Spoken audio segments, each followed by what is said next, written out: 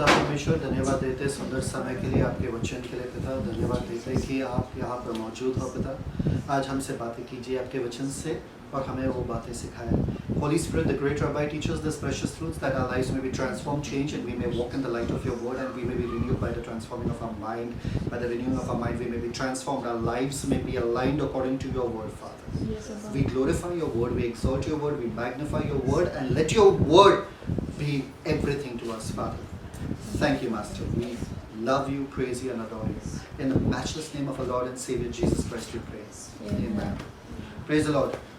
मार्कुस का सुसमाचार उसका 15 अध्याय नहीं 14 अध्याय 14 मार्क 14 14 अध्याय 26 मरकुस 14 अध्याय 26 just read one verse at a time. English में and when they had sung a hymn they went out into the Mount of Olives. Read. फिर वे जो भजन गाकर बाहर जैतून के पहाड़ पर गए। ओके, तो यहाँ पर क्या हो रहा है? हमको पता है यहाँ पे कि यीशु मसीह उस आखिरी रात के वक्त थे जहाँ पर वो उसको लोग पकड़ने वाले थे, ठीक है, ताकि वो क्रूस पे जाए। तो वो आखिरी वक्त पे अपने शिष्य के साथ आखिरी भोजन कर लिए थे और वो माउंट ऑलिव्स के पास गए या जैतून के पहाड़ के पास गए। जैतून के पहाड़ के पास गए और वहां पर उन लोगों ने गाना गाया, ठीक है। वहां पर हम देखते हैं 26 वर्स 27। तब यीशु ने उससे कहा कि तुम सब ठोकर खाओगे, क्योंकि लिखा है कि मैं रखवाले को मारूंगा और भेड़ें तितर-बितर हो जाएंगी। करेक्ट। ज़करिया 13:7 वहां पर लिखा है। तो यहाँ पर क्या कह रहा है यीशु मसीह? यीशु मसीह अपने चेलों से कह रहे कि लिखा है कि तुम सब मेरे कारण ठोकर खाओ, मतलब मुझे छोड़कर जाना। वहां पर लिखा है कि I will smite the shepherd and the sheep shall be scattered, मतलब मैं चरवाहा को मार दूंगा या निकाल दूंगा वहां से और सारे भेड़ जो है वो तितर बितर हो जाएंगे। ओके, तो मुझे मालूम है यीशु मसीह कह रहे कि तुम सब मुझे छोड़कर जाने वाले। अभी आप अगर आपके परिवार वालों या दोस्त के साथ अच्छे समय बिता रहे हो, अभी अभी खाना खा के आए हो, पार्टी करके आए हो, है ना, और आप चल रहे हो, गाना गा रहे हो, हाँ, और आप बोलो अपने दोस्तों को कि तुम सब मुझे छोड़कर जाने वाले हो, इतना उदास वाला कुछ बता दिए, तो उनको कैसा लगेगा? क्या मजाक कर रहे हैं यार, हम तो सबसे करीब दोस्त हैं, हम तो अच्छे दोस्त हैं, हम थोड़ी ना छोड़ के जाएंगे। सबको वही तो लगेगा। पर यहाँ पर यीशु मसीह कुछ और जानते थे। यीशु मसीह उनके बारे में कुछ और जानते थे। यीशु मसीह कह रहे कि मुझे मालूम है कि ऐसा होगा। क्यों? क्योंकि लिखा है बाइबल में, पवित्र शास्त्र में जो लिखा है वैसा होगा ही होगा। भले ही आपके सामने लोग अच्छे हैं, फिर भी परमेश्वर ने कहा कि लोगों पे विश्वास मत रखना, लोगों पे भरोसा मत करना, क्योंकि श्रापित है वो मनुष्य जो लोगों पर भरोसा करता है। और आपको तो लगता है अरे ये मुझे धोखा नहीं दे सकता है, अरे वो मुझे धोखा नहीं दे सकता है, अरे ये तो मेरा सबसे करीब है और वो तो सबसे करीब है। पर पवित्र शास्त्र में लिखा है, इसलिए आपको कहना है लिखा है कि सब तुझे धोखा देंगे। सबसे ज्यादा धोखा आपके अपने देते, आपके सबसे करीब देते, क्योंकि बाहर वाले धोखा देंगे तो आपको कुछ फर्क नहीं पड़ेगा। इसलिए शैतान को मालूम है सबसे करीब वालों से आपको धोखा दिलवाने का। तो यीशु मसीह अपने देखी बातें पे नहीं जा रहे थे कि मेरे 11 शिष्य मेरे साथ है, पर ये कह रहे थे कि अभी के अभी ऐसा होगा कि जो चरवाहा है वो जब हट जाएगा बाकी भेड़ बिखर जाएंगे।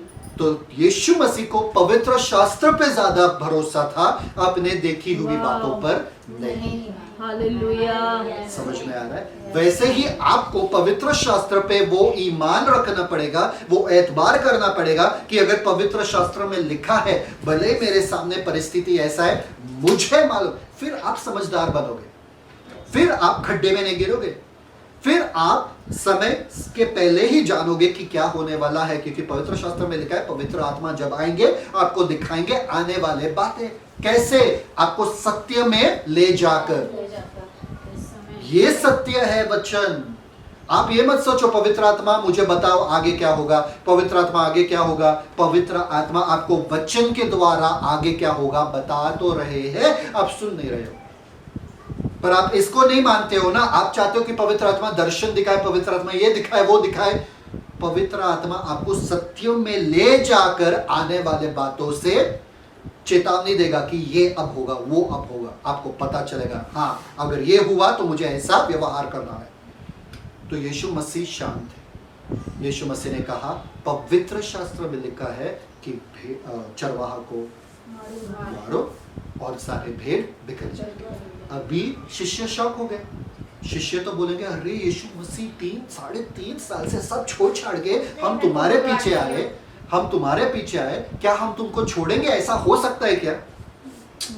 15 साल का दोस्ती, 3.5 साल का दोस्ती कभी छूट सकता है क्या इतने आसानी से? इसलिए तो इतना धक्का लगता है जब वो बंदा हमको धोखा देता है या वो लोग हमको धोखा देते हैं। अरे तुम इतने साल से हमारे साथ थे, कैसा धोखा दिया तुमने, है ना? तो शिष्य भी शौक हो गए। यहाँ पे शिष्य भी क्या बोल रहे? फिर उसके बाद यीशु मसीह बोलते वर्स 28 में, यीशु मसीह फिर भी बोलते वहां पे क्या? परंतु मैं अपने जी उठने के बाद तुमसे पहले गलील को जाऊंगा। बोल रहे यहाँ पे मेरे जी उठने के बाद। अभी भी शिष्य के दिमाग में नहीं आ रहे थे कि शेपर्ड जो है, चरवाहा जो है मरेगा।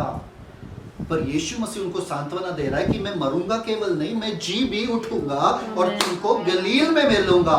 हालेलुया। गलील में मिलूंगा मैं तुमको, ये मेरा वादा है। क्यों? वह पवित्र शास्त्र में ये भी लिखा है। मुझे मालूम है कि मैं मरूंगा तो सही पर मैं जी भी उठूंगा। तो जब आपको मालूम है कि पवित्र शास्त्र में लिखा है कि आपका तो भला ही होगा, जो प्रभु पे रुकते हैं, भरोसा करते हैं, उनका चेहरा शर्मिंदगी से कभी झुकता नहीं है, ये सब पवित्र शास्त्र में लिखा है, तो आपको पहले से ऐलान करना पड़ेगा। आमेन, आमेन। यीशु मसीह ने पहले से ही ऐलान किया जो पवित्र शास्त्र में है उसके होने से पहले। आप भले ही चीजों को ना देखो आपके जीवन में, आपको होने से पहले पवित्र शास्त्र में जो लिखा है उसको ऐलान करना है। हाँ, मैं परमेश्वर का चुना हुआ जन हूं, मुझे मालूम है कि परमेश्वर का सामर्थ मेरे द्वारा प्रकट होता है। यहाँ पर लिखा है बाइबल में, इसलिए मेरे जीवन में हो रहा है। होने से पहले बताना पड़ेगा आपको। क्यों? वो आपका विश्वास दर्शाता है। और हिब्रूज 11:6 में क्या लिखा है कि विश्वास के बिना परमेश्वर को खुश रखना या प्रसन्न करना नामुमकिन है। परमेश्वर प्रसन्न होता किस चीज से?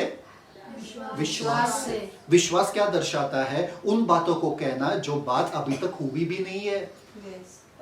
मुझे मालूम है कि मेरे जिंदगी में तो सब कुछ भला ही उत्पन्न होगा। मुझे मालूम है कि मैं जयवंत से बढ़कर हूं। मुझे मालूम है कि यीशु मसीह के द्वारा मैं आजाद हूं। मुझे मालूम है कि उन्नति और परमेश्वर ने मुझे सामर्थ्य दिया ताकि मैं धन पाऊं। मुझे मालूम है। क्यों? क्योंकि ये सारे वादे परमेश्वर के वचन में लिखा है। मुझे मालूम है कि समुद्र से जाओ तो भी मैं डूबूंगा नहीं, पानी में जाओ तो भी मैं डूबूंगा नहीं, अगर मैं आग के द्वारा भी आग से भी गुजरूं तो मैं जलूंगा नहीं, अगर मौत के तराई से भी होकर गुजरूं तो भी मैं पानी से नहीं डरूंगा। ये सब आपको ऐलान करना पड़ेगा। कब? मैं बताता हूं आपको। ओपन जेरेमिया चैप्टर 12 वर्स 5 पढ़ो। यिर्मयाह उसका 12वां अध्याय उसका 5वां वचन।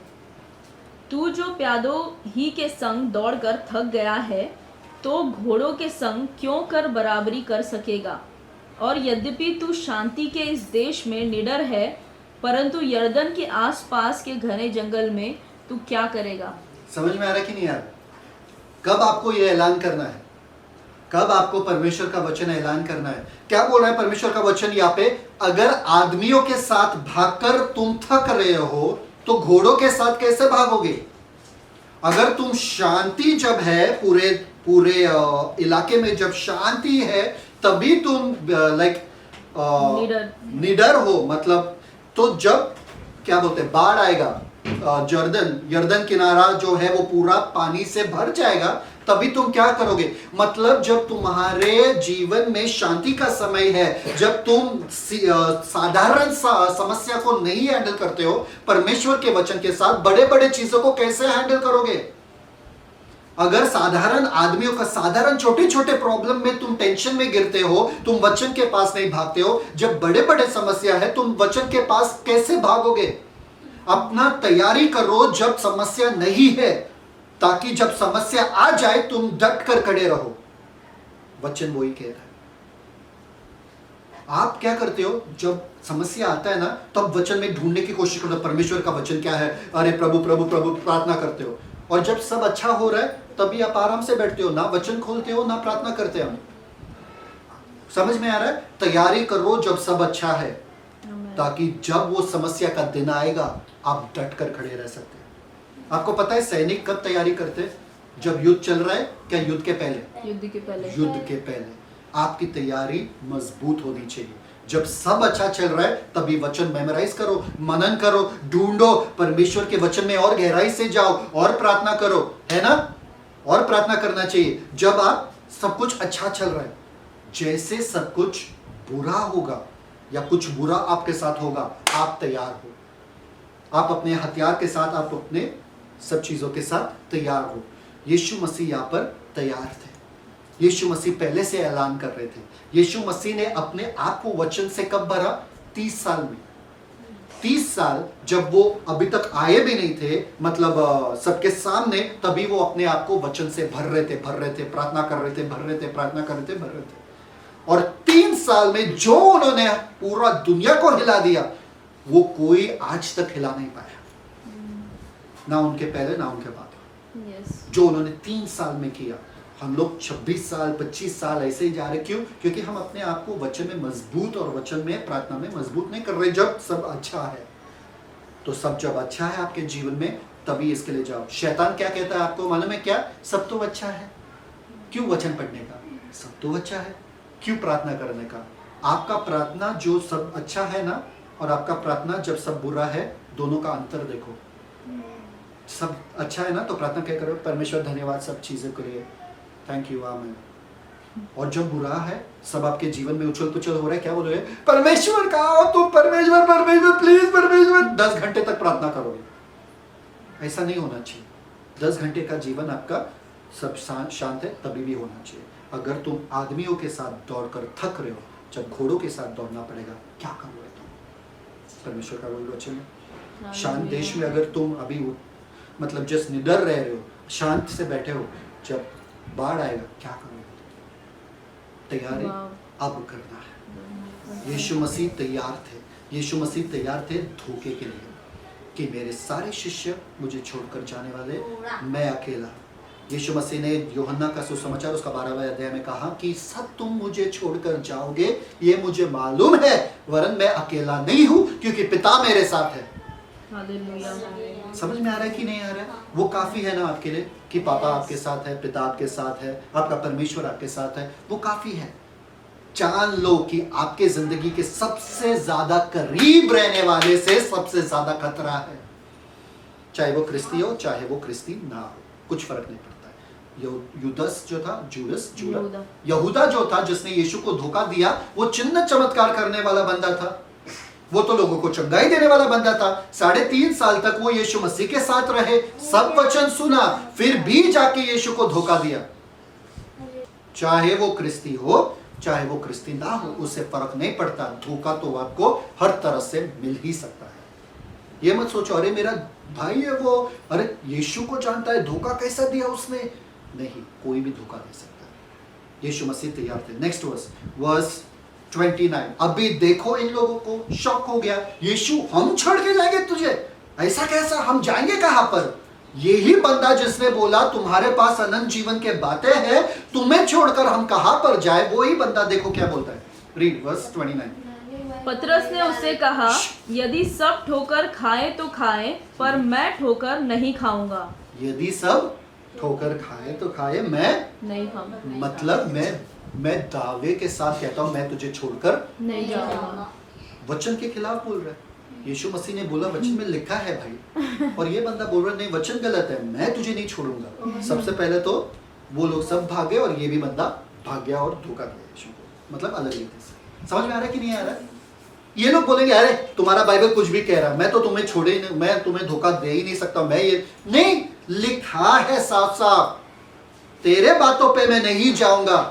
वचन में जो लिखा है वो ही सिद्ध है, आमेन, वो ही पक्का है, ये तो होना ही होना है। आमेन। तब आप सावधानी से रहोगे, तब आप चतुराई से रहोगे। चतुराई इसी में है कि आप इन बातों को माने, लोगों के बातों को मत मानो। हालेलुया। आजकल पता है लोगों का चेहरा अलग अलग होता है, सामने वाले दिखाने का चेहरा अलग, पीछे चेहरा अलग, पता ही नहीं चलता है आपको। बहुत अच्छे लोगों का घाटा हो जाता है, बहुत अच्छे लोगों को धोखा मिल जाता है अपने करीब लोगों से। आपको इस पे विश्वास करना है, उनके बातों पे नहीं। पतरस यहाँ पे बोल रहा है चाहे कोई भी छोड़ के जाए, मैं तुम्हें नहीं छोड़ूंगा। परफेक्ट। तो आगे देखो क्या होता है नेक्स्ट। वचन 30। यीशु ने उससे कहा, मैं तुझसे सच कहता हूँ कि आज ही इसी रात को मुर्गे के 2 बार बांग देने से पहले तू 3 बार मुझसे मुकर जाएगा। क्या बोले यीशु मसीह? आज ही रात को। कि आज ही रात को, कल के बारे में छोड़ो, परसों के बारे में छोड़ो। पतरस तूने अभी अभी ये बात बोला ना, आज ही रात को तू मुझे छोड़ के जाएगा, आज ही रात को तू मुझे धोखा देगा। 3 बार इनकार करेगा। 3 बार, एक बार नहीं, 3 बार। इसलिए पवित्र शास्त्र में लिखा है 1 Corinthians 10:21, 1 Corinthians 10:21, whoever stands take heed lest he fall. 10:12, 1 Corinthians 10:12 में क्या लिखा है कि वो जो खड़ा रहता है वो चौकन्ना से रहे, या वो सावधानी पर के, वो कभी भी गिर सकता है। बैठे हुए आदमी गिर सकता है क्या? नहीं। खड़ा हुआ आदमी गिर सकता है। तो जो समझता है कि मैं खड़ा हूँ डटकर, मेरे साथ तो कुछ नहीं होगा, मैं तो मजबूत हूँ, अरे कोई भी मुझे धोखा नहीं दे सकता, सबसे ज्यादा जल्दी तो वही लोग टूटते हैं, है ना। आपको पता है 2 तरह के पेड़ होता है। एक पेड़ होता है जो बहुत ऐसा बड़ा है, तो इसको जब विंड आया, एक विंड आया और ये पेड़ खड़ा था, एक विंड आया, हवा आया और वो पेड़ तंग करके टूट गया। क्यों? क्योंकि मजबूत खड़ा था, सोचा कि मैं मजबूत खड़ा रहूंगा, हाँ, फट करके गिर गया। दूसरा पेड़ एकदम हल्का था, घास के जैसा, विंड आया, घास के जैसा ऐसे ही बेंड हुआ, वापस से आया, वापस से विंड आया, बेंड हुआ, वापस से आया, टूटा ही नहीं। क्यों? क्योंकि जब भी विंड आ रहा बेंड हो रहा था और वापस से खड़ा था, वापस से बेंड हो रहा है, वापस से खड़ा, पर ये डटकर विंड के खिलाफ खड़ा था और टूट गया। विंड ने इसको तोड़ दिया, हवा ने इसको तोड़ दिया। आपको लगता है कि आप खड़े हो मजबूत, पर जब समस्या का समय आता है तभी पता चलता है कि आपका असली, क्या बोलते हैं, असली मजबूती क्या है, असली शक्ति क्या है। किसी का शक्ति पता चलता है जब वो समस्या में है, किसी का विश्वास पता चलता है जब वो समस्या में है। आमेन। तो पतरस बोल रहा था, तो यीशु मसीह ने पतरस को बोला तू आज रात को ही मुझे धोखा देगा, वो भी 3 बार धोखा देगा, वो भी जब मुर्गी 2 बार बांध, मुर्गा मुर्गी नहीं, मुर्गा बांध देगा। ठीक है, ओके। नेक्स्ट वर्स 31 पढ़ो। पर उसने और भी जोर देकर कहा, यदि मुझे तेरे साथ मरना भी पड़े तो भी तेरा इनकार कभी ना करूंगा। इसी प्रकार और सबने भी कहा। इसी प्रकार और सबने भी कहा, और जोर दे रहा, और कन्विंस कर रहा है, और वादा दे रहा है कि मेरा अटूट रिश्ता है तुम्हारे साथ, मेरा वादा कभी टूटेगा नहीं। यीशु मसीह चाहे कोई भी तुम्हें छोड़ के जाए, मैं तुम्हें छोड़ूंगा नहीं, मैं तो मरने के लिए भी तैयार हूं तुम्हारे साथ। ऐसे बड़े बड़े वादे करने वाले, ऐसे बड़े बड़े वादे करने वाले बहुत सारा लोग आ जाते जिंदगी में। हाँ या हाँ? यस। बहुत सारे लोग, ऐसा लगता है कि ये लोग कभी मुझे छोड़कर जाएंगे नहीं, पर ये बंदा और मजबूती के साथ बोल रहा है कि मैं तो तुम्हारे साथ मरने तक के लिए तैयार हूं।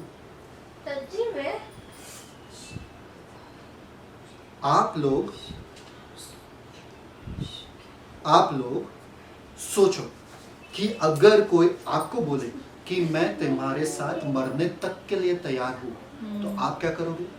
आप बोलोगे खुश हो जाएंगे, वाह, बस ये मेरे साथ है, मुझे मालूम है कि मेरे मम्मी मेरे साथ कभी नहीं छोड़ेंगे। मम्मी क्या है? आखिर में इंसान है ना। मम्मी तक पे भी भरोसा नहीं करना है, परमेश्वर के सामने सिर्फ परमेश्वर पे करना है। क्योंकि हमको सबसे ज्यादा भरोसा क्या है, किस पे रहता है? मम्मी पे, परमेश्वर। मालूम है, रहना चाहिए पर मम्मी पे रह जाता है। मम्मी कभी नहीं छोड़ेंगे। पर ऐसा मौका आ सकता है जब आपको लगा कि मेरे मम्मी ने भी छोड़ दिया, मेरे मम्मी का भी ध्यान नहीं, क्योंकि मम्मी ने तो पैदा किया 3-3 को, 4-4 को, 5-5 को, तो किन किन के ऊपर ध्यान दे। और मम्मी का खुद का समस्या भी रहता है, तो आपको लगेगा कि मम्मी ने धोखा दिया, भले उन्होंने नहीं दिया, आपको लगेगा। तो किसी पे भरोसा करना मत। तो ये और जोर से कह रहे थे नहीं, ये तो हो ही नहीं सकता, मैं एक लेवल आगे ले लिया, मैं छोड़ूंगा ही नहीं, मैं तुम्हारे साथ मरने के लिए भी तैयार हूं। या पर सवाल ये उठता है कि पतरस का तो आदत था बोलने के लिए, उसने बोल भी दिया, चलेगा। आगे देखो उसके बाद वाला सेंटेंस, वचन 32, फिर वे गत्समने नाम या इसी प्रकार 31 सबने भी कहा। इसी प्रकार और सबने भी कहा। इसी प्रकार सबने भी कहा। ना केवल पतरस ने कहा, इसी प्रकार सबने कहा। हाँ, हम भी परमेश्वर, हम भी यीशु मसीह, हम भी नहीं छोड़ेंगे, हम भी मरेंगे तुम्हारे साथ। मूसा के साथ भी ये हुआ था, जब परमेश्वर ने कहा मेरे आज्ञाओं को मानो, लोगों ने कहा अरे परमेश्वर का हर एक आज्ञा मानने के लिए तैयार है, जाओ बोलो परमेश्वर को। और मूसा गया, परमेश्वर को बोला कि ये लोग हर आज्ञा मानने के लिए तैयार है। तो परमेश्वर ने बोला मुझे मालूम है, अच्छी बात है कि हर आज्ञा मानने के लिए तैयार है, पर काश इनमें ऐसा मन होता था कि सच में मेरा आज्ञा मानने के लिए तैयार होते थे, तो उनके साथ भला होता था, और उनके बच्चों के साथ और बच्चों के बच्चों के साथ। पर मुझे मालूम है उनमें वो मन है ही नहीं, ये खोखले वादे हैं इनके, ये पूरी तरीके से मेरा बात नहीं मानने वाले लोग। वैसे ही यीशु मसीह को मालूम था, ये सब हाँ हाँ हाँ हाँ कह रहे, पर कितना खोखला था उनका जबान के जो शब्द थे, सिर्फ यीशु मसीह जानते थे। वाह। हम कहते तो है कि यीशु मसीह हम आपसे प्यार करते हैं, हमारे प्यार के गहराई को सिर्फ यीशु मसीह जानते हैं। यीशु मसीह को धोखा नहीं दे सकते हैं कि हम किस शिद्दत से उनसे प्यार करते, किस शिद्दत से बाइबल पढ़ते, किस शिद्दत से हमें उनसे प्यार है, नहीं धोखा दे सकते। इसलिए परमेश्वर के वचन में लिखा है तुम अपने हाथ तो उठाते हो आराधना में, पर वो खून से लथपथ है, क्योंकि तुम्हारा मन तो मुझसे दूर है, तुम्हारा मन तो कहीं और चल रहा है। मुंह से बड़ाई तो करते हो, मुंह से बड़ाई तो करते हो, पर तुम्हारा हार्ट, तुम्हारा मन तो कहीं और है, तुम्हारे दिमाग में कुछ और चल रहा है। जब बाइबल पढ़ते हो तभी जिस बंदे को बाइबल में इंटरेस्ट रहता है ना, जिस बंदे को बाइबल की भूख लगती है ना, तो वो इस तरह से बाइबल पढ़ता है जैसा कि उसका सब कुछ इस पे लगा हुआ है, पूरा जिंदगी इस पर निर्भर है। वैसा बाइबल पढ़ के वो आत्मा उसको छू जाता है, बाइबल का हालेलुया, छू जाता है। पर जिसको बाइबल से बिल्कुल मतलब हाँ पढ़ूंगा, हाँ पढ़ना है, हाँ पढ़ना पड़ेगा, इन लोगों का खोखला है पूरा। प्यार या उनका रिश्ता या उनका जो रिलीजन है खोखला है, उनका जो रिश्ता है यीशु के साथ खोखला है। यीशु मसीह जानते हैं यीशु मसीह ने क्या किया वहां पे। नेक्स्ट वर्स 32, फिर वे गत्समनी नाम एक जगह में बस आए। क्या गत्समनी यीशु मसीह ने कुछ नहीं कहा उन लोगों से, सब कह रहे थे हाँ हम भी, कुछ नहीं कहा। यीशु मसीह आपसे कुछ नहीं कहते, इसका मतलब ये नहीं कि नहीं जानते कि आपके दिल में असल में क्या है। बोलते ठीक है भाई, सब नारा लगाओ, सब है मेरे साथ, ठीक है, मुझे मालूम है असलियत है क्या। जब टाइम आएगा पता चलेगा, जब टाइम आएगा पता चलेगा कितने जन मेरे साथ है। सब तो छोड़ने वाले मुझे, ठीक है, तुमको अभी क्या बोलूं, अभी कुछ ही घंटों में पता चलेगा कितने जन मेरे साथ है। और 1 घंटे के अंदर सब भाग गए, 1 घंटे के अंदर ये नारा लगाने वाले सब भाग गए। यीशु मसीह ने उनको नहीं बोला नहीं तुम देखो अभी, नहीं कुछ नहीं, छोड़ दिया, चल तुमको लगता है कि तुम रहोगे मेरे साथ, ठीक है। आपको लगता है कि आपका जो क्रिश्चियनिटी है या आपका जो प्यार है परमेश्वर के प्रति वो अच्छा है, वो गहराई वाला प्यार है, वो सच में अच्छा प्यार है। यीशु मसीह कुछ नहीं बोलेंगे, आपको डांटेंगे नहीं। यीशु मसीह आपको जाने देंगे। यीशु मसीह ठीक है, आपको लगता है कि ये ठीक है, ठीक है, आपको लगता है कि ऐसा बाइबल पढ़ना पड़ेगा, आपको डांटेंगे नहीं। पर आपको ही मालूम है कि आप कितने खोखले हो या कितने आप भले हो। आए गत्समनी के पास। अभी गत्समनी के बाग में आकर क्या हुआ, और उसने अपने चेलों से कहा यहाँ बैठे रहो जब तक मैं प्रार्थना करूं। चेलों से क्या कहा, यहाँ यहाँ बैठे रहो जब मैं प्रार्थना करूंगा। उनसे प्रार्थना करने के लिए बोले थे क्या? नहीं बोले थे उनसे प्रार्थना करने के लिए ना, बोले क्या, मैं प्रार्थना कर रहा हूं, तुम बैठो यहाँ पे, मतलब आराम करो, मैं जाऊंगा आगे। ओके, नेक्स्ट वर्स, वचन 33, और वह पतरस और याकूब और यूहन्ना को अपने साथ ले गया और बहुत ही अधीर और याकूब पतरस और और यूहन्ना को अपने साथ और आगे ले गए। तो यहाँ पर 11 शिष्य थे, उनमें से 3 को और आगे लेकर गया। और क्या हुआ ये देखो गौर से, आपके वचन में क्या लिखा है बाइबल में। और बहुत ही अधीर और व्याकुल होने लगा। और बहुत ही अधीर और व्याकुल होने लगा मतलब क्या? वो यीशु मसीह जो जब नाव में तूफान आया था वाह, तभी व्याकुल नहीं हुआ, तभी अधीर नहीं हुआ। जब लाजरस मर चुका था, 4 दिन का मुर्दा था, तभी व्याकुल और अधीर नहीं हुआ। जब कुछ भी ऐसा पूरा भीड़ उनके सामने था, उनको खिलाना था, तभी व्याकुल नहीं हुआ। जब शैतान से ग्रस्त लोग, दुष्ट आत्मा से ग्रस्त लोग आते थे उनके सामने, तभी भी अधीर और ये कभी नहीं हुआ, व्याकुल कभी नहीं हुआ। कुछ भी यीशु मसीह के शांति को हिला नहीं सकता था। पर अब साफ साफ लिखा है कि यीशु मसीह परेशान और व्याकुल होने लगा। परेशान व्याकुल हो रहा है। यीशु मसीह जो सब जानते हैं, यीशु मसीह जो परमेश्वर है, यीशु मसीह जो परमेश्वर के साथ उनका रिश्ता था, व्याकुल होने लगा। अगर यीशु मसीह व्याकुल होने लगे तो हमारा क्या, हम कौन है भाई? पहले बार आप यहाँ पर देखते हो वचन में कि यीशु मसीह व्याकुल हो रहे हैं। यीशु मसीह सबको बोलते शांत शांत, मेरा शांति मैं तुम्हें दिए जा रहा हूं। क्या यीशु मसीह व्याकुल हो रहे थे क्योंकि उन्होंने अपना शांति उनको दिया तो उनके पास शांति नहीं रहा तो अभी वो व्याकुल होने लगे? ऐसा कुछ है क्या? नहीं, खुद शांति के राजकुमार है। कुछ शांति के राजकुमार है, वो सब जानते हैं। Yes. See, if this verse doesn't trigger in you ना, आपको हिला नहीं देती है ना ये वचन, तो आप बाइबल नहीं पढ़ रहे हो ध्यान से। यस। कि यीशु मसीह आप शांति के राजा होते, वाह, आपको क्या व्याकुल था? आपको क्या घबरा रहा है? आपको क्या, किस चीज का ये हो रहा है? क्यों अशांत है आपका दिल? आगे देखते हैं, वर्स 34। और उनसे कहा, मेरा मन बहुत उदास है, यहाँ तक कि मैं मरने पर हूँ। तुम यहाँ ठहरो और जागते रहो। परफेक्ट। क्या कहा है यहाँ पर? कि मेरा मन बहुत उदास है। बहुत उदास है। यीशु मसीह तुम सबको आनंद देते हो। वाह, तुम्हारे हुजूरी में आनंद की भरपूरी है। तुम आनंद, जब तुम्हारे पास आते हैं तो आनंद मिलना चाहिए, पर तुम आज आनंद के सोते जो हो, द सोर्स ऑफ जॉय, आज तुम उदास हो। बहुत उदास। तुम्हारा मन बहुत उदास है, सिर्फ उदास नहीं, बहुत उदास है। बहुत उदास कभी हुए आप? नहीं। बहुत उदास। जब तुम्हारे पास यीशु मसीह पवित्र आत्मा है, जो आनंद का आत्मा है, पवित्र आत्मा है, जब तुम्हारे पास पिता है, अब्बा पिता है तुम्हारे साथ, तुम किस बात पे उदास हो?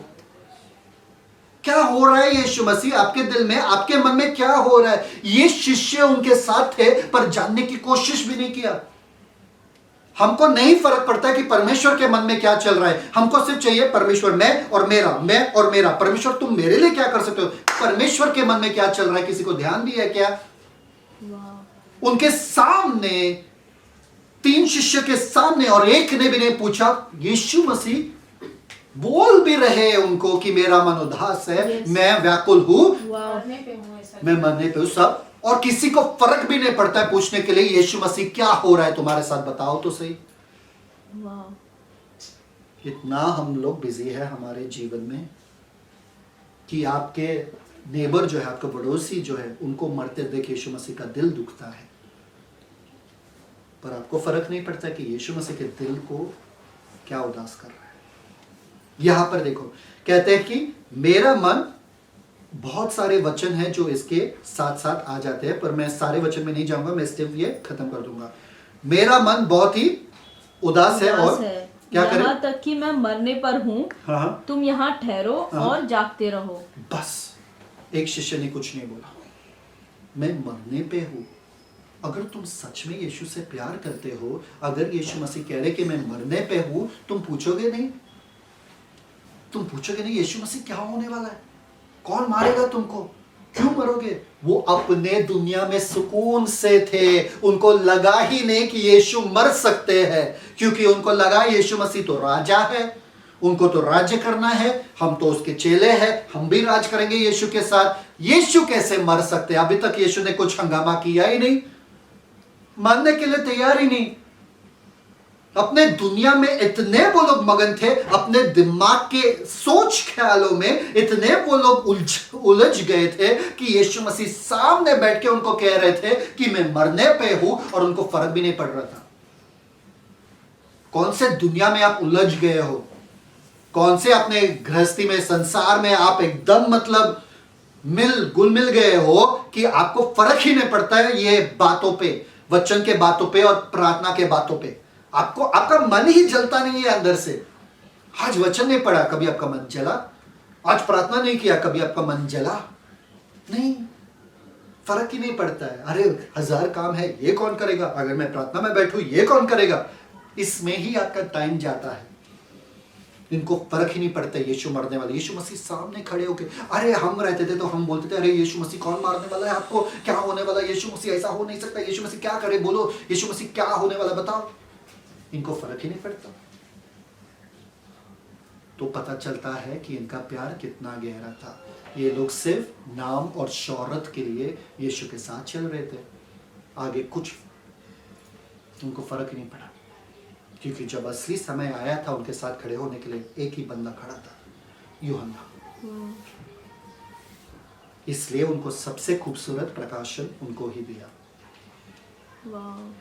समझ में आ रहा है कि नहीं आ रहा है? रीड आगे, वर्स 34, रीड अगेन।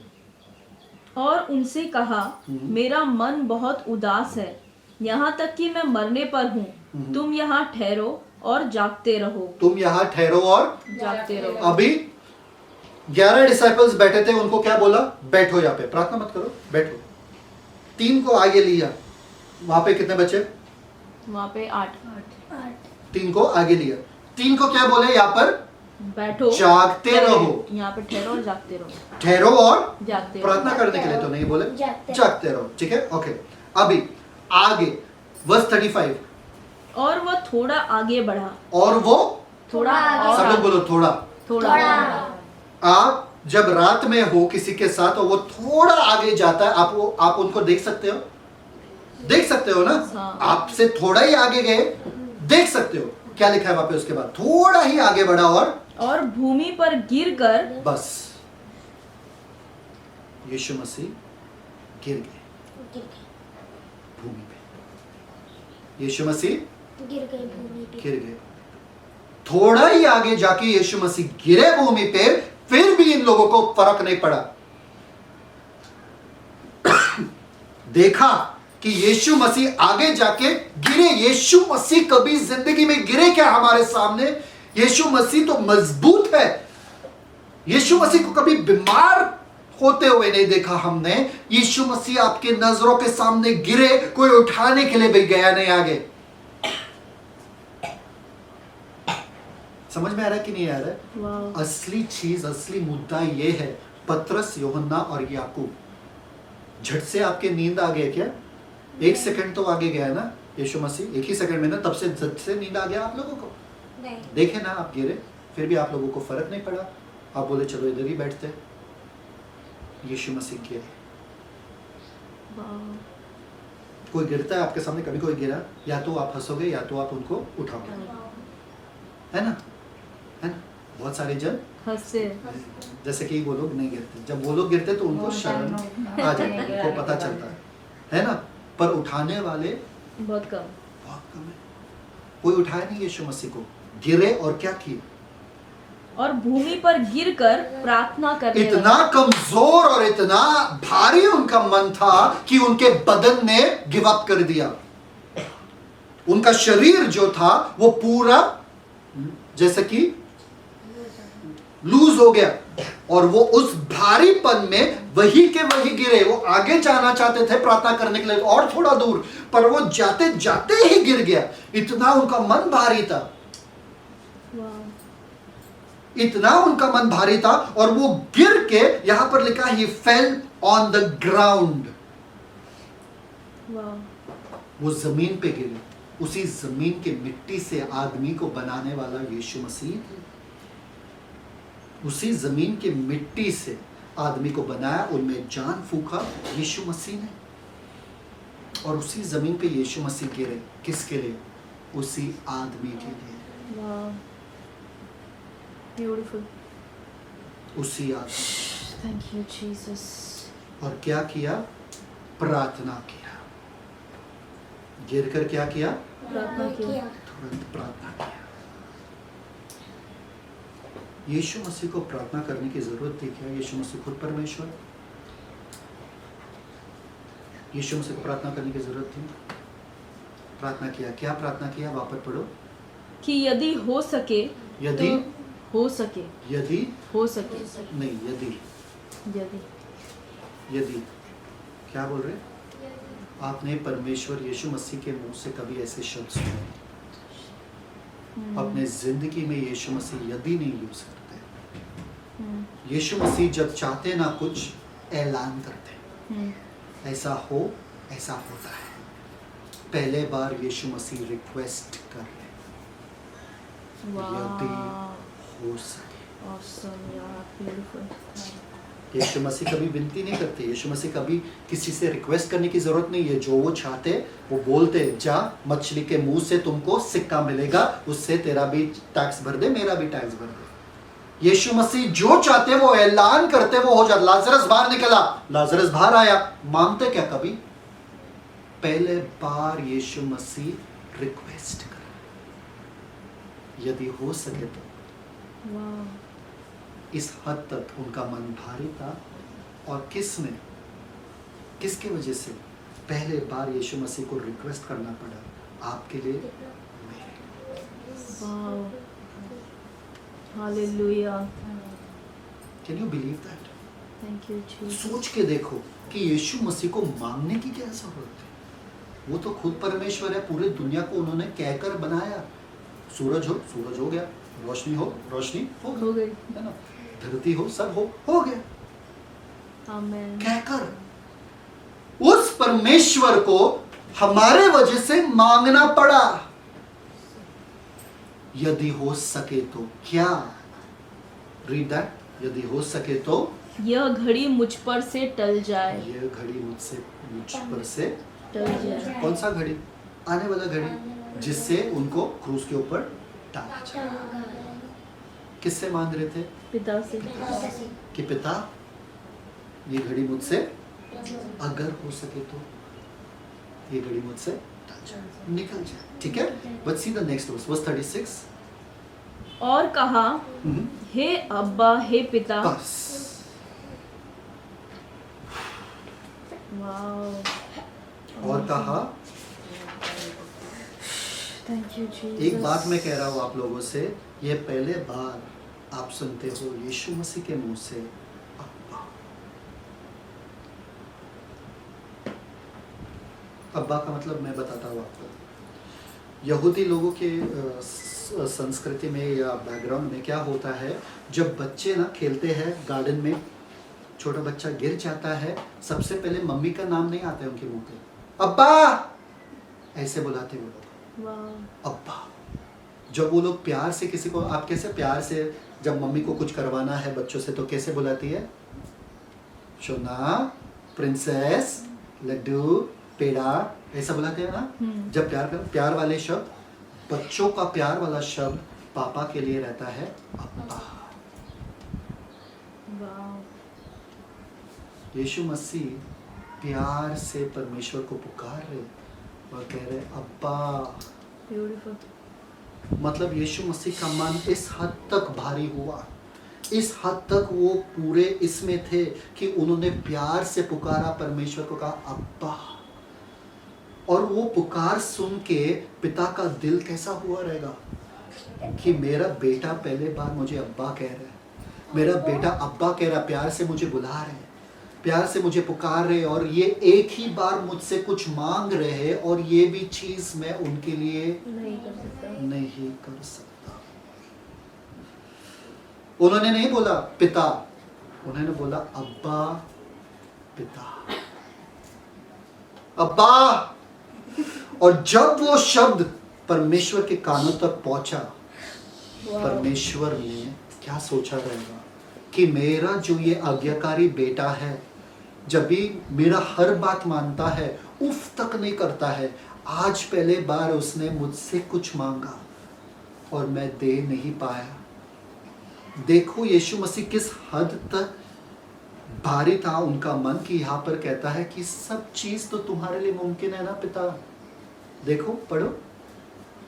हे अब्बा, हे पिता, तुझसे सब कुछ हो सकता है। तुझसे सब कुछ हो सकता है ना पिता, कुछ और प्लान कर सकते क्या?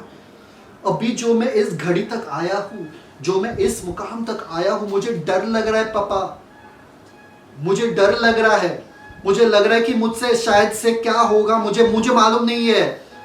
आपसे तो सब कुछ मुमकिन है पिता, प्लीज।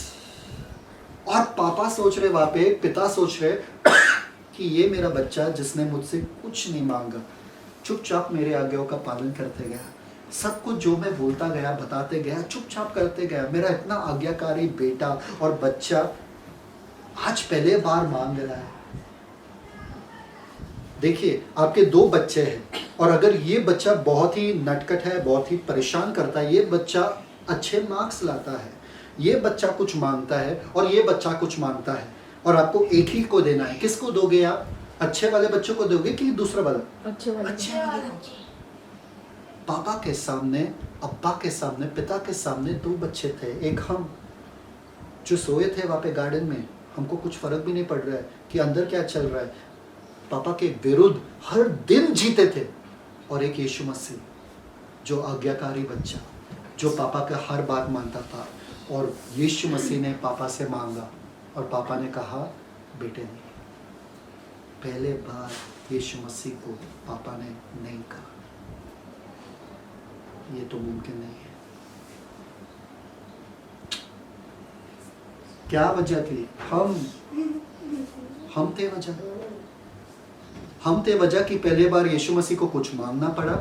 हम वजह थे कि पापा को ना कहना पड़ा अपने ही पुत्र को, और कहा हे अब्बा, हे पापा, सब चीज तो तुम्हारे लिए मुमकिन है, ये प्यारे को मुझसे।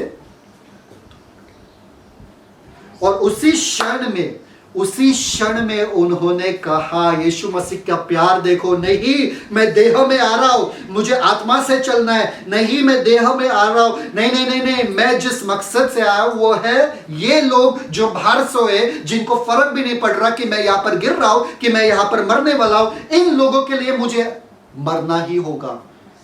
फिर कहा पापा मेरा इच्छा नहीं वरन तेरा इच्छा। तुरंत अपने इच्छे को परमेश्वर की इच्छे के सामने, परमेश्वर आप मेरे बात मत मानो, आप आत्मा से बैठो यहाँ पे और सुनो गौर से, आपके आत्मिक कान और नाक आँख खुला ही रखना यहाँ पे। यहाँ पर कहा मेरी इच्छा नहीं वरन तेरी इच्छा। और क्या हुआ? देखिए ये जो छोटा सा वचन है वर्स 36, जिसमें वो रोते हैं, कहते हैं अब्बा पापा क्या तुम मेरे लिए ये कर सकते हो? पापा का मन कैसा हुआ रहेगा? इसका हमको थोड़ा सा वर्णन हिब्रूज में मिलता है। हिब्रूज 5:7 पढ़ो, हिब्रूज 5:7, इब्रानी का 5:7। Thank you father. इब्रानियों उसका 5वां अध्याय उसका 7वां वचन, उसने अपनी देह में रहने के दिनों में ऊंचे शब्द से पुकार पुकार कर और आंसू बहा बहा कर, पुकार पुकार कर, आंसू बहा बहा कर, अब्बा अब्बा अब्बा।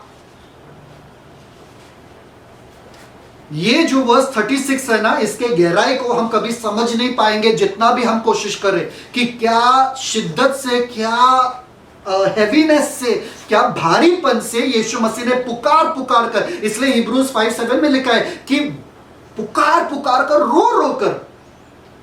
यीशु मसीह कभी परमेश्वर के सामने इतने रोए नहीं, इतना विनती नहीं किया। आगे ऊंचे शब्द से पुकार पुकार कर, ऊंचे शब्द से, वो लोग तो सोए थे वहां पे, फिर भी उठे नहीं अपनी नींद से। आगे और आंसू बहा बहा कर उससे जो उसको मृत्यु से बचा सकता था, बचा सकता था। हे पिता तेरे लिए सब मुमकिन है, तू बचा सकता है मुझे। पर पापा ने कहा सॉरी बेटा, तुझे तो जाना ही होगा, भले मेरा मन ना करे। मैं चाहूँ भी तुझे बचाने के लिए मैं नहीं बचा सकता। मैं बचा सकता हूँ तुझे पर मैं बचाऊंगा नहीं। मैं बचा सकता हूँ तुझे पर मैं बचाऊंगा नहीं। क्यों? क्योंकि दूसरे बाजू में तुम्हारे ये लोग हैं, हमारे ये लोग हैं जिनको हमने बनाया, जो पाप में जी रहे, जिनको फर्क भी नहीं पड़ता यहाँ पर क्या हो रहा है इस टाइम पे। ये पहले बार बेटे और पिता के बीच में ऐसा कुछ हुआ, वो भी आपके वजह से और मेरी वजह से। पहले बार। कितना मूल्यवान हो आप परमेश्वर के लिए कि उन्होंने अपने खुद के बेटे को ना कहा आपके लिए।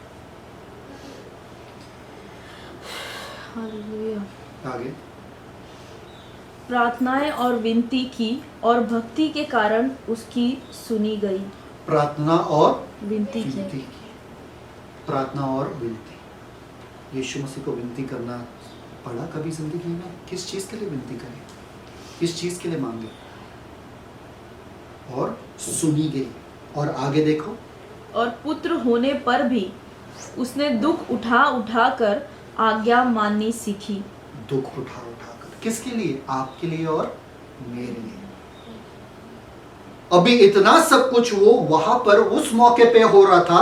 यीशु मसीह ने देखा कि देह और आत्मा के लड़ाई में देह बाहर आ रहा है, कह रहा है अरे यार ये शायद से मुझसे नहीं होगा, पिता इसको ले लो, इसको खत्म कर दो, मुझे नहीं चाहिए, मुझे नहीं करना है। देह प्रभावित हो रहा था, पर यीशु मसीह ने तुरंत कहा पिता मेरा इच्छा नहीं, मतलब मेरे देह का इच्छा नहीं वरन तेरा इच्छा हो।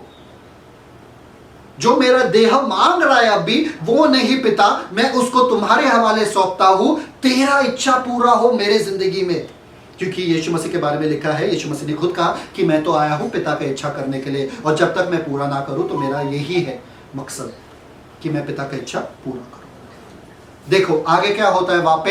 And the most horrifying verse 37 पढ़ो। फिर वह आया और उन्हें सोते पाकर बस पतरस से कहा।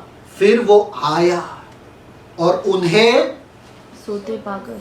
सब लोग बोलो उन्हें सोते पाकर देखा। किन्हें? जिनके लिए ये प्रार्थना कर रहे थे अभी, जिनके लिए पापा ने उनसे ना कहा। ऐसे लोगों के लिए, ऐसे लोगों के लिए जो सो रहे, जब मैं प्रार्थना कर रहा हूं 1 घंटे तक मेरे साथ नहीं रह सके, इन लोगों के लिए मेरे पापा ने मुझसे ना कहा। ये लोग जो कहे अभी अभी कहे मुझसे कि मुझे कभी छोड़ेंगे नहीं, मेरे लिए मरने के लिए तैयार है, ये लोग अभी जब मैं चाहता हूं कि वो अवेक, वो सिर्फ सोए ना, वो लोग इतना तक भी नहीं कर सकते। मरने का बात तो दूर है, अपने नींद को त्याग नहीं सकते ये लोग। नींद के ऊपर इनका प्रभुता नहीं है, जिंदगी के ऊपर क्या प्रभुता रहेगा? जब मरने का काम आएगा मेरे लिए, जब मरने का मौका आएगा मेरे लिए, तो ये मुझे छोड़ देंगे, तुरंत छोड़ देंगे। अगर नींद के ऊपर इनका प्रभुता नहीं है तो उनके जीवन तो उनको बहुत प्यारा है। क्यों? देह का बात मान रहे वो लोग, सो रहे। पापा आपने मुझसे ना कहा इन लोगों के लिए। पतरस उठ। पतरस को क्या कहा देखो। हे शमौन तू सो रहा है, क्या तू एक घड़ी भी न जाग सका? तू सो रहा है एक घड़ी तक तू मेरे साथ जाग नहीं सका?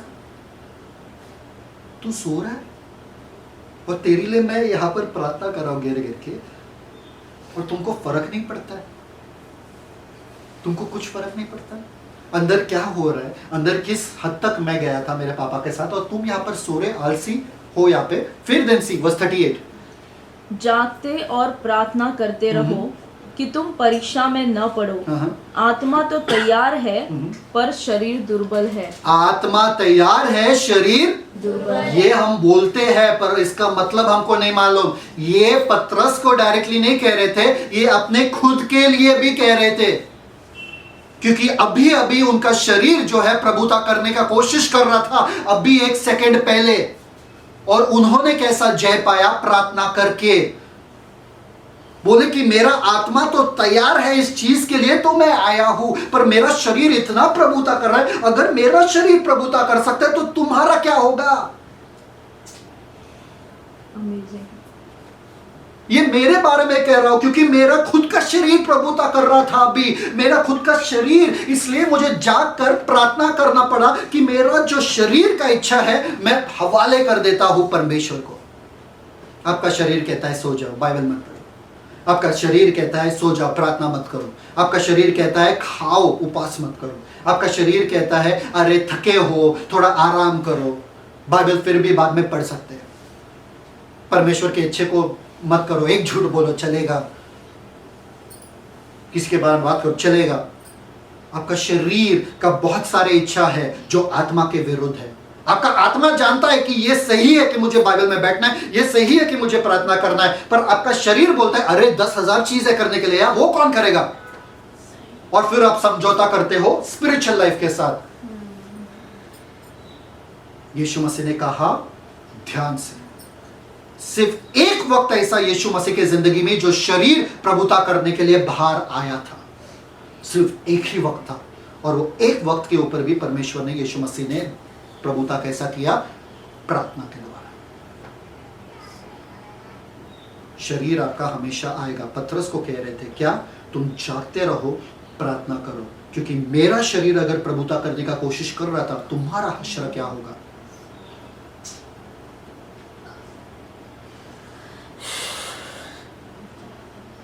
Watch ye and pray, lest ye enter into temptation. काय का टेम्पटेशन मालूम है? टेम्पटेशन मतलब क्या है? परीक्षा में। परीक्षा। परीक्षा में हारोगे क्योंकि वचन नहीं है, प्रार्थना नहीं है। समझौता करोगे और फिर बाद में क्या बोलोगे, अब्बा माफ कर देना, माफ कर दो, गलती हो गई। आपको मालूम है वो तो माफ करते जाएंगे, पर किस बेसिस पे आपको ये माफी मिली है आपको मालूम है? किस बेसिस पे आप मुंह दिखाने भी लायक हो उस पिता के सामने मालूम है? क्योंकि उस बेटे ने, तो आपके बड़े भाई ने कहा कि ठीक है पिता, उनको माफ कर दो, मुझे ले लो, मुझे मरने दो, मैं तैयार हूं, उनका मरना मेरे नाम कर दो। इस मुद्दे पे आपको माफी मिलती है। इस मुद्दे पे आपको, आज आपके सांसों में सांस चल रही ना, इस मुद्दे पे कि उस बड़े बेटे ने कहा पिता मैं तैयार हूं, मुझे ले लो, उनको छोड़ दो, वरना मरना तो आपके नाम लिखा था। और आपको फर्क भी नहीं पड़ता है। आप जी रहे हो अपनी जिंदगी जैसे कि बस आज जियो यार, आज जिंदा है, जियो मस्त, कल किसने देखा। चौंक जाओ, हैरान हो जाओ, क्योंकि अगर आपने ये वर्स देखा नहीं, आपने बाइबल पढ़ा नहीं ना, यीशु मसीह आपके बदन के लिए दाम दिए, आपके शरीर के लिए नहीं। दो अलग अलग चीज है। आपका बदन ये है, बॉडी। परमेश्वर चाहते कि इसके द्वारा आप परमेश्वर का महिमा करो। शरीर मतलब शरीर पे मन लगाना, शरीर के बातें सुनना, जो शरीर का आलसीपन है, जो शरीर का झूठ बोलना है, जो शरीर का व्यभिचार है, वो सब सुनना, वो शरीर के बातें हैं। सो इसलिए रोमन्स में लिखा है, देखिए आत्मा शरीर के विरुद्ध और शरीर आत्मा के विरुद्ध है ना? गलेशियंस में लिखा है शरीर आत्मा दोनों विरुद्ध विरुद्ध है। वहां पे पढ़ो गलेशियंस 5। Thank you father.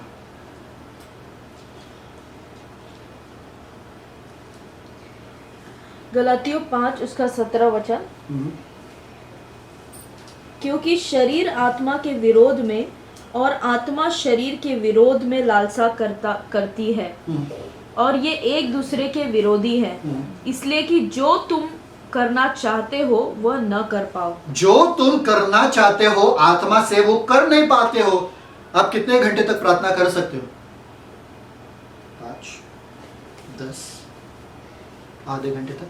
कितने घंटे तक आपका मुंह चलेगा? कितने घंटे तक प्रार्थना, टंग्स में अगर प्रार्थना कर रहे हो या प्रार्थना कर, कितने घंटे तक चलेगा?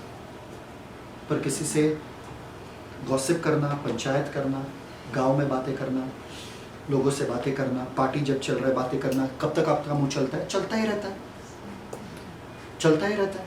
किसी को सुनाने के लिए जब गुस्सा आता है चलता ही रहता है, तभी आपका मुंह नहीं दुखता है, पर प्रार्थना करने के लिए आपका मुंह बराबर दुखता है। लालसा दोनों के विरुद्ध ये दुश्मनी है। एक युद्ध का ऐलान हुआ है, और आपके जिंदगी को देख के आपको पता चलेगा आपका आत्मिक वाला जिंदगी है कि शारीरिक वाला जिंदगी है। आपके निर्णय को देख के, आपके निर्णय को देख के। आपके पास टाइम है, क्या कर रहे हो उस टाइम में? टाइम पास कि बाइबल पढ़ रहे हो? आपके पास टाइम है, क्या कर रहे हो? यीशु मसीह के गुणगान गा रहे हो? स्तुति कर रहे हो कि चिड़चिड़ कर रहे हो? समझ में आ रहा है कि नहीं आ रहा है?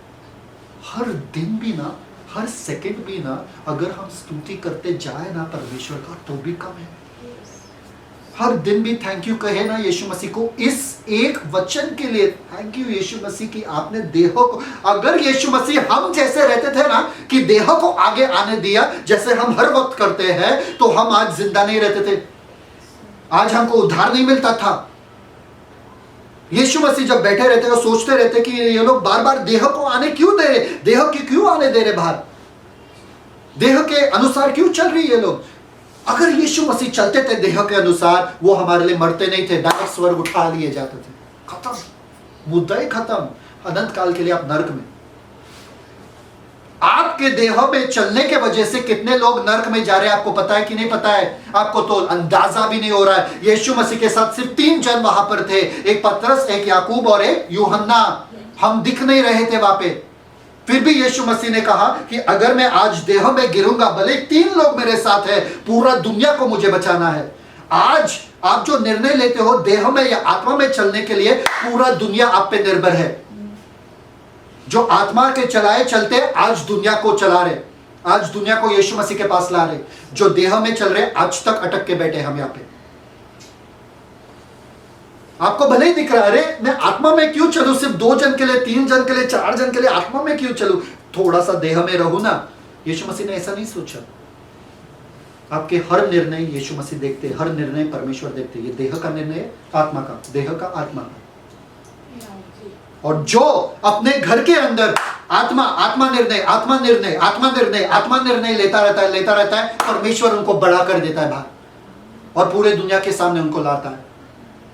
आपके घर के अंदर क्या चल रहा है परमेश्वर जानता है। समझ में आ रहा है कि नहीं आ रहा है? इसलिए आत्मा वाला निर्णय, देह वाला निर्णय, आत्मा वाला निर्णय, बड़बड़ तो सब कर सकते। पतरस ने भी कहा हम तुझे छोड़ेंगे नहीं, पर वो सो गया।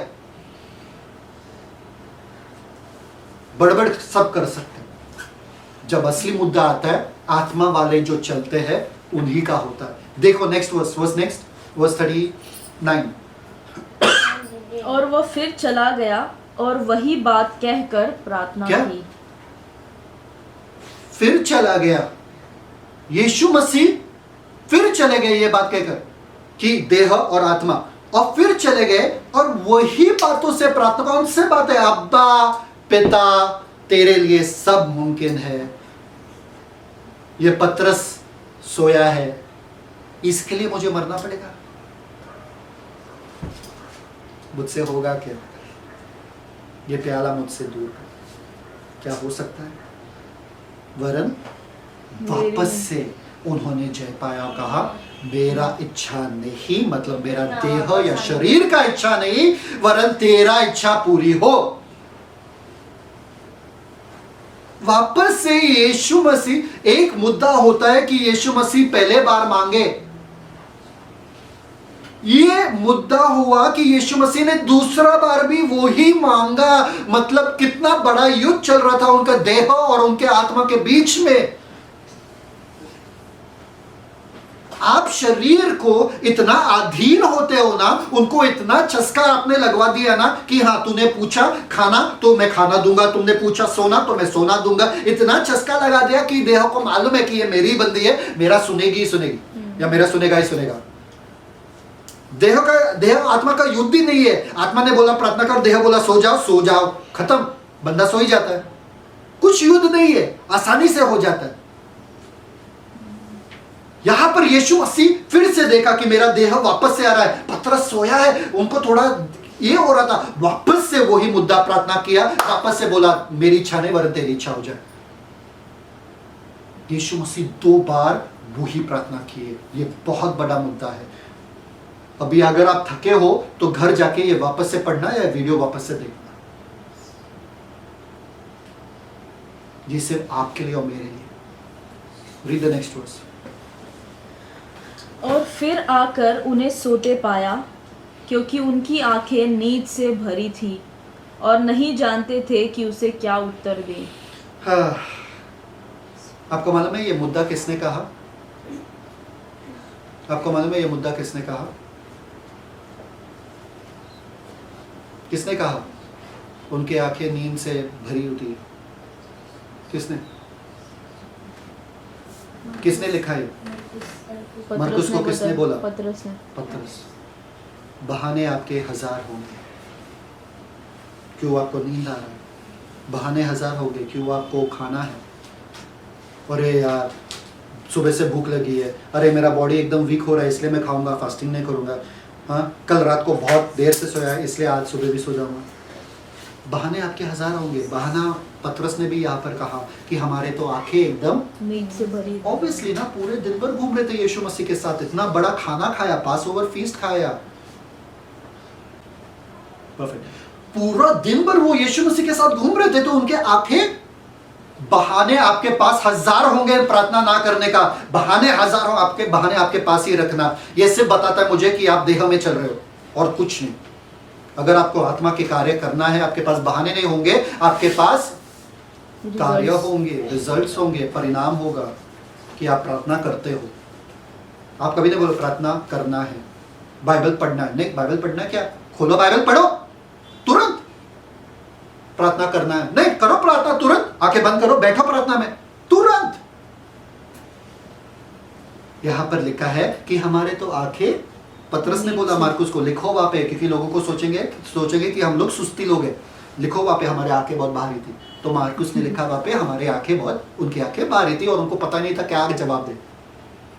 हमारा कल ट्रेनिंग हो रहा था, ऑनलाइन ट्रेनिंग, एक बंदा ना सैटरडे के वक्त है ना, दोपहर के वक्त है ना, तो नींद बहुत आता है, तो ब्लर किया अपना बैकग्राउंड और थोड़ा अंधेरे में बैठा था। यहाँ पे हमारे ट्रेनर जो उसको बुला रही है, आवाज ही नहीं दे रहा है, सिर्फ उसका काला काला दिख रहा है, बस मुंडी किधर तो ऊपर, आवाज ही नहीं दे रहा है, बुला रहे, फिर उनको फोन किया, हमारे सामने फोन किया, हेलो हेलो, फोन भी नहीं उठा रहा है। आधे घंटे के बाद हमने वापस से बोला उसको, फिर हाँ या I am here only, you can't hear me what. हम लोग बोले आधे घंटे से तुमको फोन कर रहे हैं, तुम बात ही नहीं कर रहे हो, कब से सोए हो।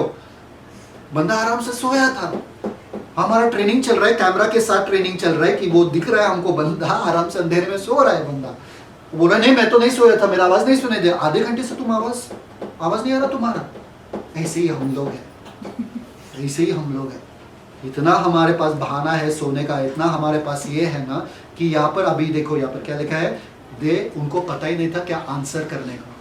तब उसके बाद वो नींद में इतना था, कुछ भी कर रहा था। हम बोले क्या बोल रहे हैं यार, कौन से आवाज में बोल रहे, कौन से भाषा में। फिर पता चला वो अभी तक नींद में बड़बड़ा रहा है।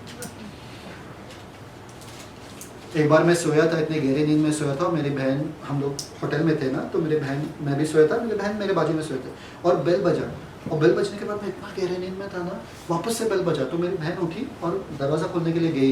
दरवाज़ा खोलते वक्त तो मैं भी उठा जगते हुए बोला, यू स्टिल अलाइव, अभी तक तुम जिंदा हो।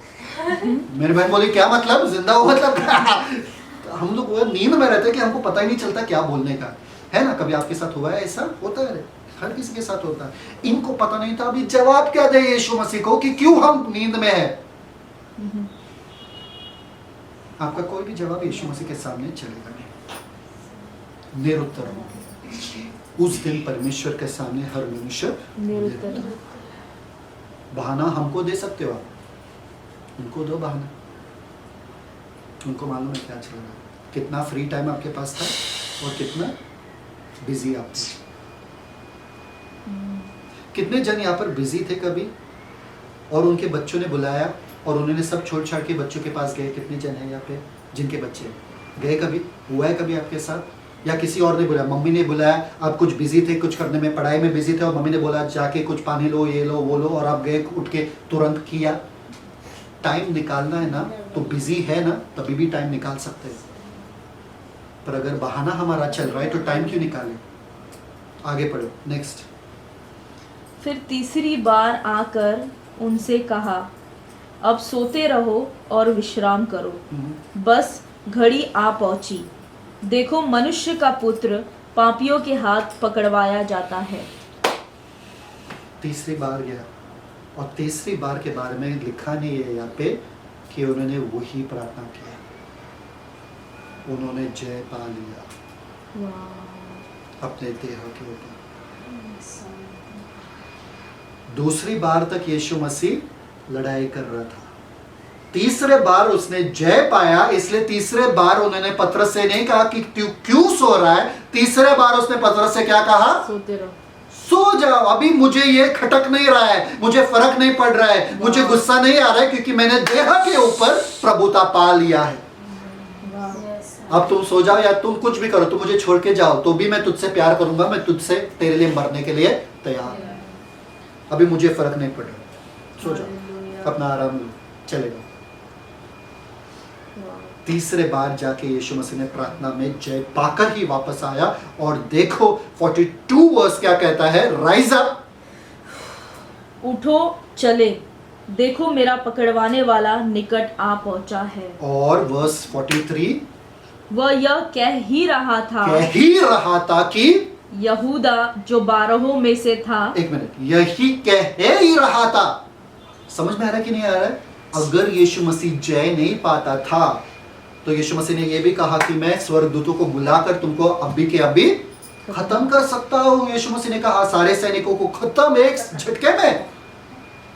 देह में कुछ भी कर सकते थे यीशु मसीह, पर चुपचाप खड़े रहे, क्योंकि उन्होंने अपना विजय कहां पर पाया? प्रार्थना में।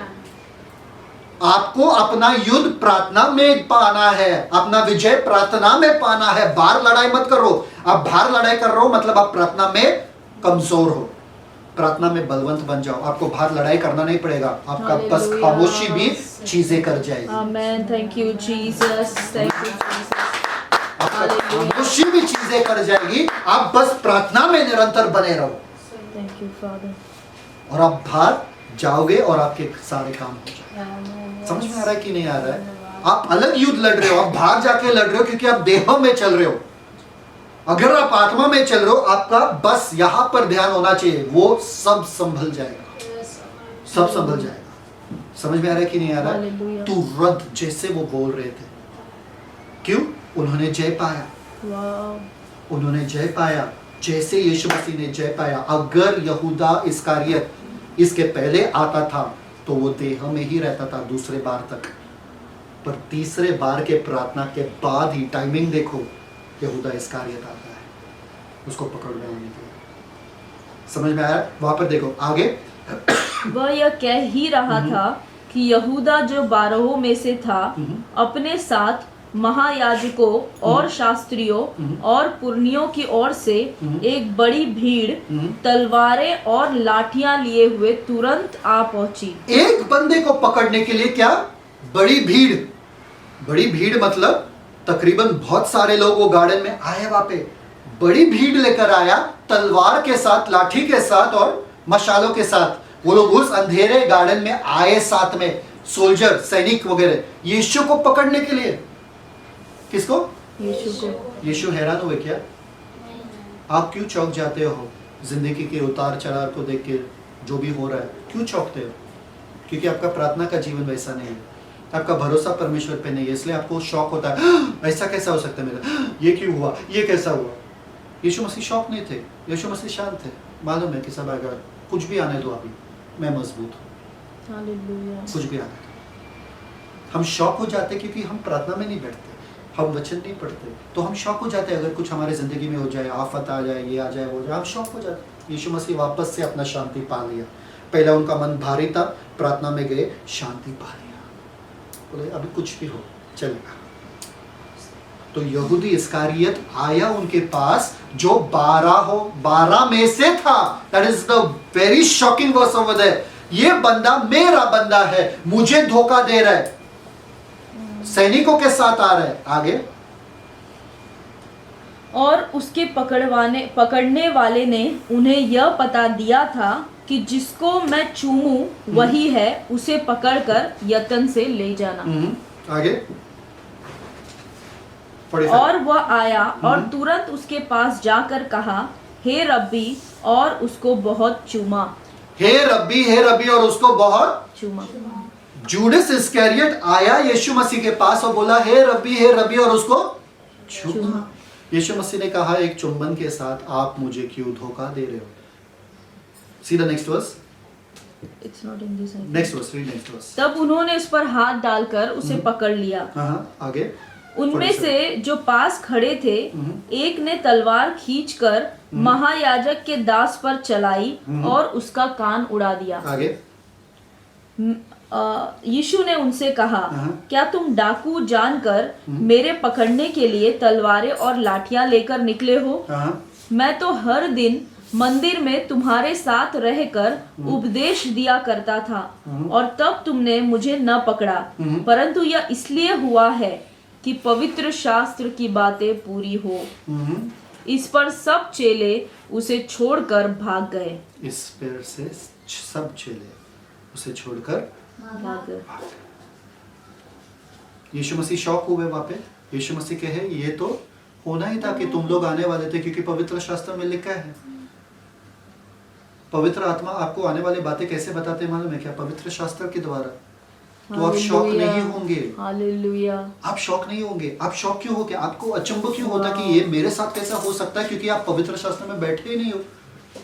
यीशु मसीह ने कहा मुझे शौक नहीं हो रहा है, मुझे मालूम है कि मेरे चेले भी छोड़ेंगे, मुझे मालूम है कि ये सब होने वाला था। क्यों? क्योंकि पवित्र शास्त्रों में लिखा है, तो होना ही होना है। मैं शांत हूं, मैं शांत हूं। पर एक चीज आप लोगों ने देखा वहां पे, किसी ने तो वहां के सैनिक का कान काटा। सैनिक का कान काटा। ये वही पतरस है जो सो रहा था और यीशु मसीह को गुस्सा आ रहा था कि ये बंदा सो रहा है और इस बंदे के लिए मुझे प्रार्थना करना है, इस बंदे के लिए मुझे मरना है। ये इसको इतना नींद आ रहा है, आलसीपन, और ये सो रहा है। ये वही पतरस है जिसके लिए यीशु मसीह ने जो गलती पतरस ने की, वो कान काट कर यीशु मसीह ने वो कान उठाया और वो बंदे के कान लगा दिया वापस, और उसका कान पूरी तरीके से हील हो गया। आपको पता था अगर यीशु मसीह देह में आकर बोलता था इस घोड़े को, इस पतरस को छोड़ दो, जाने दो, ये इसका यही लायक है। 4 क्रूस वहां पर रहते थे, एक होता था पतरस का। अगर यीशु मसीह वो कान वापस डालते नहीं थे, पतरस का क्रूस भी वापस रहता था, क्योंकि यही सजा थी एक सैनिक का कान काटने का या कुछ भी बॉडी पार्ट काटने का। यीशु मसीह ने पतरस को क्रूस से बचाया, बोला पतरस तेरा मौत मेरे नाम लिखा है, तू जा, तू आजाद है। समझ में आ रहा है? एक आया जूडस, और यीशु मसीह को सोचते रहेंगे कि ये जूडस जो मुझे चुम्बन दे रहा है, जो मुझे धोखा दे रहा है, इसके लिए मुझे मरना है, मैं तैयार हूं। जूडस जो करना है करो। पतरस तू गलती मत, तेरा गलती मैं लेता हूं, मैं जाता हूं क्रूस पे, तू आजाद जा। और एक बात मैं कह रहा हूं आपसे, रीड द नेक्स्ट 2 वर्सेस।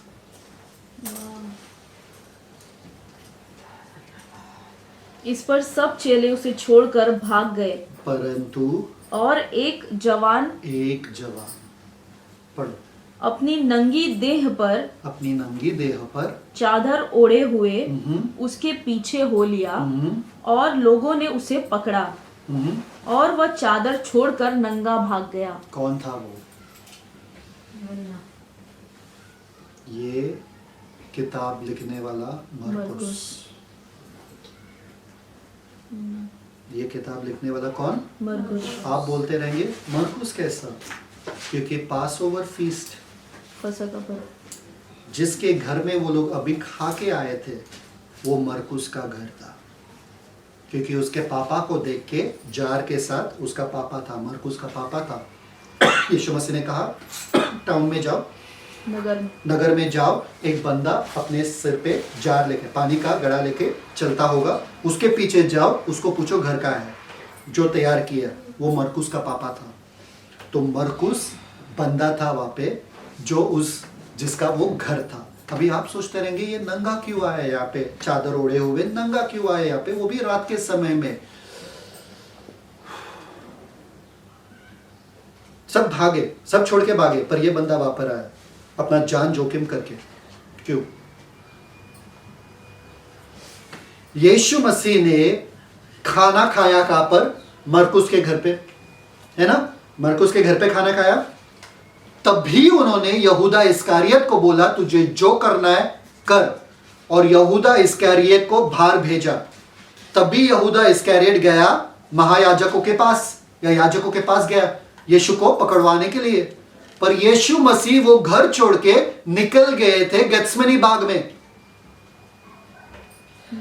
तो जब यहूदा इस्करियोत वापस आ रहा था, उसके दिमाग में क्या रहेगा? यीशु मसीह कहां पर है? मरकुस के घर पे। मरकुस के घर पे।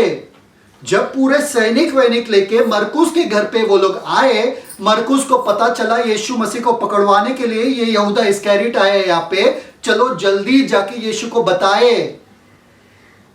वो नींद में ही था, वो चादर लेके सोया ही था। जब उसको पता ये होने वाला है, तुरंत चादर लेके वो भागा गेत्सेमनी बाग में यीशु को बताने के लिए कि ये लोग आ रहे तुम्हें पकड़ने के लिए। और उन्होंने सब होते हुए देखा अपने सामने। Amazing. और उसी बंदे ने ये पूरा कहानी लिखा यहाँ पे। Amazing. समझ में आ रहा है कि नहीं आ रहा आप लोगों को? Thank you, Jesus.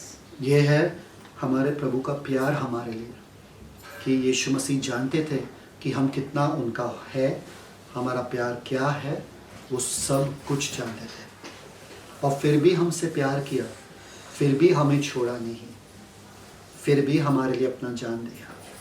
कि आप सच में पिता और यीशु मसीह के बीच में जो वो रिश्ता था, पिता के बारे में यीशु मसीह दावा देता है कि सब छोड़ेंगे मुझे, पिता नहीं छोड़ेगा। पिता ने भी उनको छोड़ा। रुको, पिता ने भी उनको छोड़ा, वो भी क्रूस के ऊपर। पिता ने भी उनको छोड़ा। किसके लिए मालूम है क्या? आपके लिए, मेरे लिए। यीशु मसीह का दावा कभी खाली होता है क्या? यीशु मसीह का दावा था कि पिता भी मुझे नहीं छोड़ेंगे, पिता मेरे साथ है। पर उनके खुद के अब्बा पिता ने उनसे मुंह मोड़ दिया। क्यों? आपके लिए, कितना भी धन्यवाद कहे ना यीशु मसीह को उतना कम है। आज सवाल आपका है कि आज आप कौन से गार्डन में हो? आप देह के बातें सुन रहे हो कि आत्मा के बातें सुन रहे हो? अगर देह के अनुसार चल रहे हो, आत्मा के बातों में आपको दिलचस्पी नहीं है, आपके लिए मुझे क्या बोलते हैं, दया आती है। I feel sorry for you कि आप यीशु मसीह के प्यार को अभी तक पहचानते नहीं हो। देह के अनुसार मत चलो, आत्मा के अनुसार चलो। Amen. अपना निर्णय, हर निर्णय आत्मा के अनुसार लेना, Amen. देह के अनुसार नहीं। पिता परमेश्वर, धन्यवाद देते हैं आज के वचन के लिए, Thank you, Father. हमसे बातें करने के लिए। Jesus. इतना प्यार तो हमसे कोई कर नहीं Thank you, पाता था। Jesus. यीशु मसीह, आप उस हद तक आए कि आपका देह के साथ भी आपका युद्ध चल रहा था। तो हम कौन है? हमारा भी युद्ध तो होता ही होता है, पर आजकल वो युद्ध नहीं हो रहा है क्योंकि हम बहुत ही आदीन हो गए हमारे देह के। बहुत ज्यादा हम सुनते हैं हमारे देह का। अगर उनको सोना है तो सुला देते हैं, अगर उनको खाना है तो खिला देते हैं। ऐसा नहीं चलेगा। हमें आत्मा से चलने वाले लोग बनाओ पिता, Amen, पिता। ताकि हम आत्मा के अनुसार चले, कि आत्मा में हम लोग शार्प रहे Yes. और वचन को इस मजबूती से पकड़े कि अगर वचन में लिखा है, चाहे कुछ भी हो हमारे सामने, हमें फर्क नहीं पड़ता है। वचन में लिखा है मतलब वचन के जैसा ही होगा। कुछ भी होने तो मेरे सामने मुझे फर्क नहीं पड़ता। मैं देखी हुई बातों पे नहीं चलता हूँ, अनदेखी बातों पे चलता हूँ। मेरा ईमान, मेरा एतबार, मेरा सब कुछ वचन के ऊपर ही है। मेरा विश्वास वचन के ऊपर ही है। Amen, Father. जैसे यीशु मसीह को फर्क नहीं पड़ा, जब वो अशांत थे, उन्होंने प्रार्थना किया और अपना शांति वापस पा लिया, और उनको फर्क नहीं पड़ा लोग क्या कर रहे हैं उनके इर्द गिर्द में। वैसे ही हमें बना दे पिता, Yes, ताकि जब Lord. हमारे देह आता है, हमें वो युद्ध हमेशा जीतना है पिता। Amen, Lord. ताकि हम वो शांत रहे आपके जैसे, और आपके कार्य, आपके इच्छे के अनुसार हम अपना जीवन बिताए पिता। Amen. हमारा देह के इच्छे को हम आपके हवाले करते हैं पिता। आपकी इच्छा हो, आप हमारा Yes. नहीं पिता, हमारा नहीं। धन्यवाद पिता परमेश्वर, जैसे आपने पतरस की गलती को छिपाया और कहा कि पतरस, वो मरना जो है मैं ले रहा हूं तेरे लिए, वैसे ही आपने हमें बचाया, हमारे Yes, पापों से Lord. बचाया। हमारे पापों को याद नहीं किया, हमारे पापों को हमसे दूर कर Thank दिया, you, और वो Jesus. मरना जो हमारे नाम पे लिखा था, वो आपने अपने बेटे के नाम करा दिया। Thank you, और आपके Jesus. बेटे ने उफ तक नहीं किया, बोला ठीक है पिता, मैं मरने के लिए तैयार हूँ। Thank you, धन्यवाद Father. ऐसे प्यार के लिए। धन्यवाद यीशु मसीह, आपसे बहुत प्यार करते हैं। Thank you, Daddy. और आप ही जानते हो कि हमारे दिल की सच्चाई क्या है, गहराई क्या है। आप Yes. हमारे शब्दों से ज्यादा हमारे दिल को जानते हो। Yes, yes. इसलिए होने दो पिता परमेश्वर कि हमारा दिल भी साफ रहे, हमारी जिंदगी भी साफ रहे, आपको भाता रहे, आपको प्रसन्नता मिलती रहे। Amen, Lord. धन्यवाद Yes, पिता, Lord. यीशु मसीह के मीठे नाम में मांगते हैं, आमेन। Celebrate the Christ life. God bless you. Sure. Amen. Thank you, Jesus. Thank you, Father.